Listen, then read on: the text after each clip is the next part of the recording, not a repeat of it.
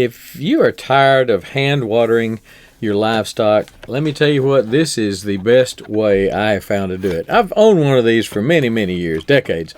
The ones I've owned in the past were like this, but they were the plastic housing. And Little Giant makes, I think, a plastic housing.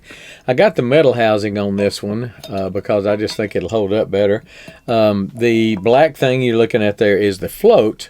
And the float will determine when the water shuts off. So could not be easier to set up. It's got one little pin that you put in the float as a hinge pin, and it just works fantastic.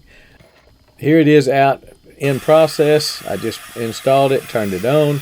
Plenty of water flow. Fills up a tank in no time. In fact, it flows at about 200 gallons an hour. 245 gallons, I believe, is what they say.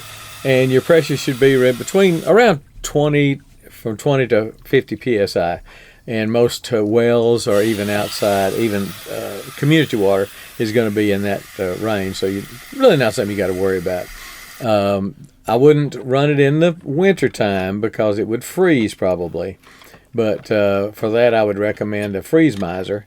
But man, for the summertime, keeping your livestock watered, not having to go out there every day, it fits down in the tank just perfect. At the right level. I've got mine set a little bit low. You can set it high or low. I've got mine set low because I didn't want it to overflow and my tank's not level. But perfect job watering your livestock, and you won't have to go out there with a hose and do it anymore. And you won't have to worry about whether or not they have water.